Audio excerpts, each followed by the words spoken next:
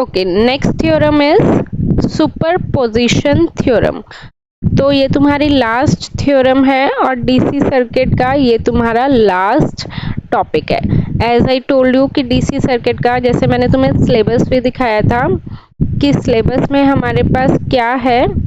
DC circuit में सबसे पहले mesh analysis, nodal analysis we have covered, Thevenin theorem, Norton theorem also we have covered। अब हमारे पास क्या बच गया, सुपरपोजिशन थ्योरम। इस वाले टॉपिक में से कभी भी कोई भी न्यूमेरिकल नहीं आया है या कोई भी क्वेश्चन नहीं आया है तो ये you can skip the part. Okay, superposition theorem उसी सर्किट पे अप्लाई होती है where we are having more than one source available, चाहे वो वोल्टेज सोर्स हो चाहे वो करंट सोर्स हो। लाइक फॉर एग्जांपल, अगर तुम्हें ये सर्किट दिया हुआ है सिर्फ जिसमें एक ही सोर्स है, उसमें सुपरपोजिशन थ्योरम अप्लाई नहीं हो सकती। अगर दो सर्किट हैं तो इस केस में तुम्हारी सुपरपोजिशन थ्योरम अप्लाई हो सकती है। Okay, first thing.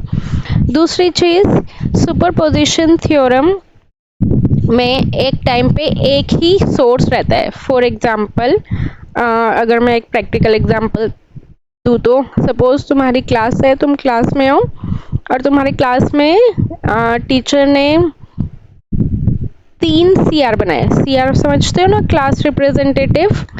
तो तीनों CR आपस में लड़ रहे हैं कि मेरी चलेगी मेरी चलेगी मेरी चलेगी। तो व्हाट टीचर डिसाइडेड कि सबसे पहले फर्स्ट CR की चलेगी फॉर 1 मंथ, बाकी दोनों CR इनएक्टिव रहेंगे। नेक्स्ट मंथ मैं देखूंगी सेकंड CR की चलेगी, बाकी फर्स्ट और थर्ड वाला इनएक्टिव रहेगा। नेक्स्ट मंथ, थर्ड मंथ में थर्ड CR की चलेगी, बाकी दोनों क्या रहेंगे, इनएक्टिव। इन शॉर्ट तुम्हारी क्लास में एक टाइम पे एक ही CR एक्टिव होगा, बाकी CR इनएक्टिव होंगे। ठीक है, क्लियर? यही चीज़ बस तुम्हें याद रखनी है। लाइक सपोज मैं एक सिंपल सा डायग्राम ले लेती हूँ समझाने के पॉइंट ऑफ व्यू से। इसमें हमारे पास कितने सोर्सेज अवेलेबल हैं? इसमें हमारे पास 3 सोर्सेज अवेलेबल है, राइट? 2 वोल्टेज सोर्स है, एक हमारे पास करंट सोर्स है। अब इसमें सपोज इन्होंने पूछा हुआ है find current in 8 ohm by using superposition theorem. क्या पूछा हुआ है? By using superposition theorem. तो देखो इसको अब कैसे सॉल्व करोगे तुम। स्टेप नंबर 1, अगर ये चीज देख लो कि अगर 3 सोर्स है तो ये क्वेश्चन कितने स्टेप्स में सॉल्व होएगा? 3 स्टेप्स में सॉल्व होएगा। ठीक है, फर्स्ट स्टेप में हम फर्स्ट सोर्स को लेंगे, बाकी सारे सोर्सेज को हटा देंगे। जैसे फर्स्ट 3 CR है, तीनों CR लड़ रहे हैं, तो पहले मंथ में पहला CR एक्टिव होगा, बाकी CR को टीचर ने हटा दिया। हटाने का मतलब as I told you earlier also in Thevenin and Norton theorem, voltage source को हम क्या करते हैं? शॉर्ट सर्किट, और करंट सोर्स को हम क्या करते हैं? Open circuit. ठीक है, यही करते हैं ना। तो वोल्टेज सोर्स है यहाँ पे, इसको शॉर्ट सर्किट कर दिया, और करंट सोर्स है तो इसको यहाँ पे ओपन सर्किट कर दिया। अब देखो यहाँ पे किस ब्रांच में इन्होंने बोला है करंट निकालने के लिए? 8 ओम में बोला गया है करंट निकालने के लिए, राइट? तो 8 ओम में करंट मार्क कर लो I। अब यहाँ पे जो डायग्राम बनेगा यहाँ पे क्या मार्क करोगे? I dash. एक चीज का ध्यान रखना, 8 ओम की करंट जो तुम्हारी ऊपर से नीचे जा रही है और ये वाली करंट हमेशा ये सेम ही डायरेक्शन में होनी चाहिए। अपोजिट भी ले सकते हो बट कंफ्यूजन बढ़ेगी, तो मैं बच्चों को यही कहती हूँ कि एक ही डायरेक्शन में लेना, चेंज मत करना। तो now your ultimate aim is कि तुम्हें किसकी वैल्यू निकालनी है? I डैश की वैल्यू निकालनी है। अब I डैश की value that is totally your choice. अगर तुम चाहते हो कि नोडल एनालिसिस लगाना तो तुम नोडल से लगा लो, अगर तुम मैश एनालिसिस चाहते हो तो मैश से निकाल लो, कोई गलत नहीं है, दोनों में से कुछ भी यूज कर सकते हो। आई विल प्रेफर कि अगर तुम सुपरपोजिशन थ्योरम कर रहे हो तो नोडल एनालिसिस लगाओ। ठीक है, क्योंकि नोडल एनालिसिस में भी हम ब्रांच में करंट निकालते हैं और यहाँ पे भी हम ब्रांच में ही करंट निकालते हैं। तो बताओ, अब सबसे पहले तो मुझे ये बताओ कि यहाँ पे नोड कितनी है, या क्या ये एक नोड है? 1 2 तीसरी काउंट मत करना, ये एक नोड नहीं है क्योंकि उधर क्या करंट जा रहा है, नहीं जा रहा। और अगर करंट ही नहीं जा रहा तो क्या वो नोड कंसिडर होगी, बोलो नहीं होगी ना। तो अल्टीमेटली ये नोड नहीं है तो इसको तुम नोडल एनालिसिस से तो कर ही नहीं सकते। यहाँ करंट जाता तो तुम इसे नोड कंसिडर कर सकते थे। तो तुम्हारे पास एक ही ऑप्शन बचा मैश का, एक ही मैश है, एक वेरिएबल एक इक्वेशन, इसको I1 ले लो तो क्या इक्वेशन बनेगी, -4I1, यहाँ पे कितना है 8 ओम, तो -8I1 + 9 = 0। तो यहाँ पे कितना हो जाएगा, -12I1 = -9, I1 = 9/12 and that is equal to I dash. आ गया, ये I डैश की वैल्यू आ गई। तो this is your first step completed. Same चीज तुम्हें सेकंड स्टेप में करनी है। अब सेकंड मंथ आ गया तो किसकी बारी है CR बनने की, सेकंड वाले की। तो मतलब अब सेकंड वाला सोर्स एक्टिव होगा और बाकी दोनों सोर्सेस इनएक्टिव हो जाएंगे। So next is step number 2। Step number 2 में सेकंड सोर्स को लेना है। तो डायग्राम अगेन मैं बोल रही हूँ, हर एक पॉइंट पे तुम्हें रीड्रॉ करना पड़ेगा, अपने आप से मत मान लेना कि टीचर मान लेगी, सॉरी। सेकंड स्टेप में सेकंड सोर्स होगा, बाकी क्या हो जाएंगे, हट जाएंगे। तो सेकंड सोर्स 10 वोल्ट है, वो ले लिया और बाकी सारे सोर्सेस हमने हटा दिए। जैसे कहते हैं ना एक म्यान में एक ही तलवार रहती है, तो इसी तरह इसमें भी एक स्टेप में एक ही सोर्स रहेगा। अब वहाँ पे क्या था I, तो यहाँ पे अब हम क्या मार्क करेंगे, I double dash.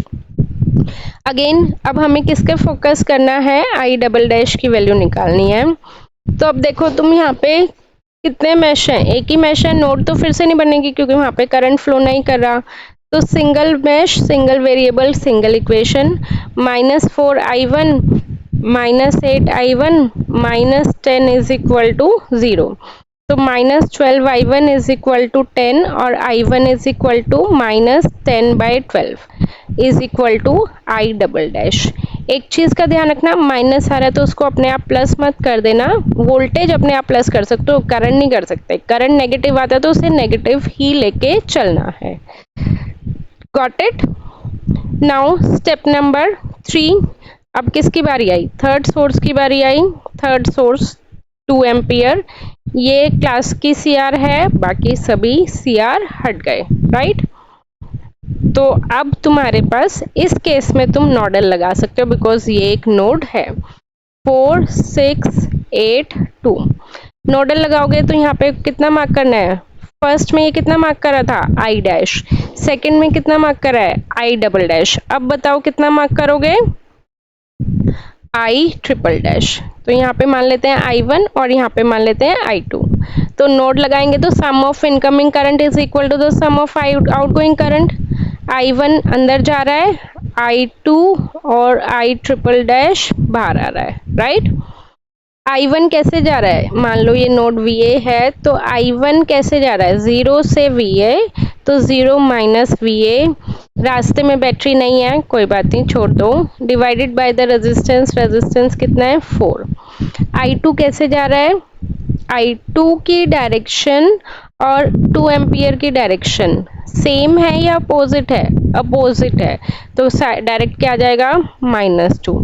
I triple dash कैसे जा रहा है VA से 0, तो VA -0 डिवाइडेड बाय 8। तो यहाँ से तुम्हें एक काम करना पड़ेगा, VA की वैल्यू निकालनी पड़ेगी और फिर तुम्हें जो भी VA की वैल्यू आएगी वो यहाँ पे पुट करनी पड़ेगी। तो I triple dash would be equal to VA/8। Calculation अपने आप कर लेना, मैं कैलकुलेशन नहीं कर रही। तो last and final step, see in the question they what they have asked, find current in 8 Om.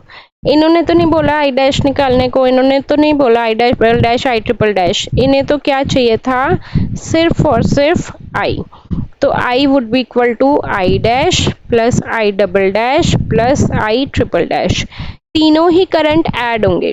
Now कुछ स्टूडेंट्स पूछते हैं कि मैम तीनों ही करंट ऐड क्यों होंगे, तो तुम देख सकते हो कि इसकी डायरेक्शन सेम है, लाइक मेन सर्किट के डायरेक्शन और इसकी डायरेक्शन सेम है। तो जिसकी डायरेक्शन सेम है वो पॉजिटिव और जिसकी डायरेक्शन अपोजिट है वो नेगेटिव।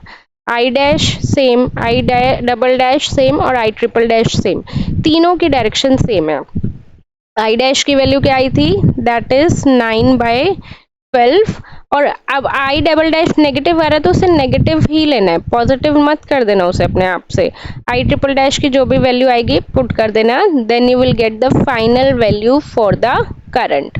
Got it. नेक्स्ट देखो एक और क्वेश्चन करते हैं प्रैक्टिस के लिए। ये तुम्हारा मई 2014 में आया हुआ है। इसमें इन्होंने बोला हुआ है, ये उस टाइम 10 मार्क्स के क्वेश्चन आते थे, तो ये 20 मार्क्स का उन्होंने क्वेश्चन दिया है। ठीक है, जैसे अब तो तुम्हारे 15 मार्क्स के आते हैं, उस टाइम पे 10 मार्क्स का क्राइटेरिया था। इन्होंने बोला हुआ है state and explain superposition theorem. तो सबसे पहले तो स्टेटमेंट मैं बाद में बताऊंगी, तीनों थ्योरम की स्टेटमेंट तुम्हें एग्जैक्टली याद करनी पड़ेगी, रटनी पड़ेगी बेसिकली, क्योंकि तुमने थोड़ी सी भी इधर उधर करी मार्क्स कट जाते हैं।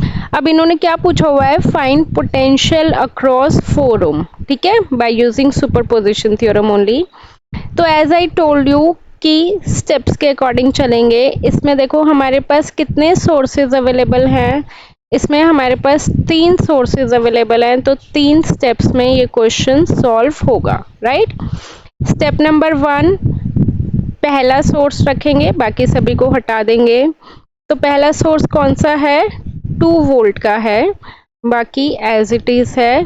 करंट सोर्स को क्या करेंगे, ओपन सर्किट कर दो।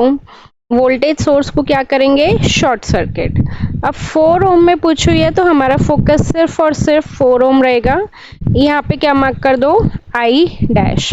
तो ये 1 ओम हो गया, ये 2 ओम हो गया और ये 3 ओम हो गया। अब देखो यहाँ पे करंट फ्लो नहीं हो रहा, तो इसको बेटर है कि इस वाली वायर को ऐसे तुम बनाओ ही मत, क्योंकि वो अननेसेसरी कंफ्यूजन ही क्रिएट करेगी तुम्हें। ठीक है, अब इसके अकॉर्डिंग हमें आई डैश की वैल्यू निकालनी है। मैश से देखोगे तो 2 इक्वेशन बनेगी, 2 वेरिएबल। नोडल से देखोगे तो तुम्हारे पास एक ही इक्वेशन बनेगी। तो एज आई सजेस्ट कि नोडल ज़्यादा प्रेफरेबल है। यहाँ पे मान लेते हैं I1 है और यहाँ पे मान लेते हैं I2 है। तो KCL अप्लाई करोगे एट नोड A पे, तो क्या आ जाएगा, I1 इनकमिंग, I2 आउटगोइंग और I डैश भी आउटगोइंग। I1 कैसे जा रहा है, 0 से VA, तो 0 माइनस VA, रास्ते में बैटरी आ रही है तो बैटरी का second sign divided by resistance. I2 कैसे जा रहा है, VA से 0, तो VA minus 0 divided by 2। I dash कैसे जा रहा है, VA से 0, तो that means VA minus 0 divided by 3। तो फिर से वही करना है, तुम्हें VA की वैल्यू निकाल लेना सॉल्व करके और आई डैश की वैल्यू में पुट कर देना। आई डैश की वैल्यू कितनी है, VA बाई 3। ठीक है, next move toward step number 2। Step number 2 में हमें क्या करना है, अब सेकेंड सोर्स को रखना है। सेकेंड सोर्स को रखना है तो मतलब फर्स्ट सोर्स क्या हो जाएगा, एलिमिनेट हो जाएगा। करेक्ट, शॉर्ट सर्किट हो गया। कुछ इस टाइप का डायग्राम बनेगा। तो अब यहाँ पे देखोगे तो तुम्हारे पास 2 नोड आ जाएगी, एक VA आ जाएगी और एक VB आ जाएगी। मैश से करोगे तो 3 इक्वेशन बनेगी, नोडल से करोगे तो 2 इक्वेशन बनेगी। तो 1 ओम 2 ओम, यहाँ पे अब क्या मार्क करोगे, आई डबल डैश। राइट, ये मार्क कर लेते हैं 3 ओम। तो फिर से सेम प्रोसीजर है, I1 I2 I3 I4। तो सबसे पहले A नोड पे अप्लाई करेंगे तो क्या आ जाएगा, I1 अंदर जा रहा है, ये I1 है, I2 और I डबल डैश बाहर आ रहे हैं, तो I1 is equal to I2 plus I double dash. I1 कैसे जा रहा है, 0 से VA, तो 0 minus VA divided by resistance. I2 कैसे जा रहा है, VA से 0, तो VA minus 0 divided by resistance. और I डबल डैश कैसे जा रहा है, VA से VB जा रहा है, तो क्या हो जाएगा, VA minus VB divided by resistance is 4 ohm. ठीक है, अब similarly we can apply KCL at node B। Node B पे हम क्या करेंगे, I डबल डैश अंदर जा रहा है, I3 भी हमारा अंदर जा रहा है और I4 भी हमारा, I4 बाहर जा रहा है। डायरेक्शन देखो मैंने रैंडमली लिया, तुम अपने अकॉर्डिंग कुछ भी ले सकते हो, चेंज कर सकते हो, आंसर वुड बी सेम। तो I डबल डैश कैसे जा रहा है, VA minus VB divided bye 4। I3 current source है, डायरेक्शन सेम है तो प्लस आ जाएगा। I4 कैसे जा रहा है, VB से 0, तो VB minus 0 divided by resistance. तो यहाँ से V और VB दो इक्वेशन, दोनों वेरिएबल को तुम्हें सॉल्व करना पड़ेगा और सॉल्व करने के बाद तुम्हें I डबल डैश की वैल्यू निकालनी पड़ेगी, that would be VA minus VB by 4। ठीक है, अब उसके बाद now in the third step you will take the third source, बाकी सभी सोर्सेस को हटा देंगे। देखो कितनी इजी थ्योरम है सुपरपोजिशन, बस इसमें तुम्हें मैश और नोडल ये अच्छे से आना चाहिए, राइट। थर्ड सोर्स को रखा अब हमने और यहाँ पे क्या मार्क करेंगे, I ट्रिपल डैश। तो सेम स्टेप्स कर लेना, एक ही नोट बनेगी क्योंकि यहाँ पे करंट फ्लो नहीं कर रहा, तो यहाँ पे I1 I2, तो I1 is equal to I2 plus I triple dash. I1 क्या हो जाएगा 0 माइनस VA बाई 1, I2 क्या हो जाएगा VA माइनस 0 बाई 2 और I ट्रिपल डैश कितना हो जाएगा VA माइनस 0, रास्ते में बैटरी का second sign divided by the resistance. VA की वैल्यू आ गई ना। VA की वैल्यू आने के बाद you need to substitute it, then you will get I triple dash. तो I की वैल्यू कितनी हो जाएगी I dash plus I double dash plus I triple dash. Just value substitute कर देना, then you will get the final answer. Understood? कोई भी doubt है तो कमेंट करके पूछ सकते हो।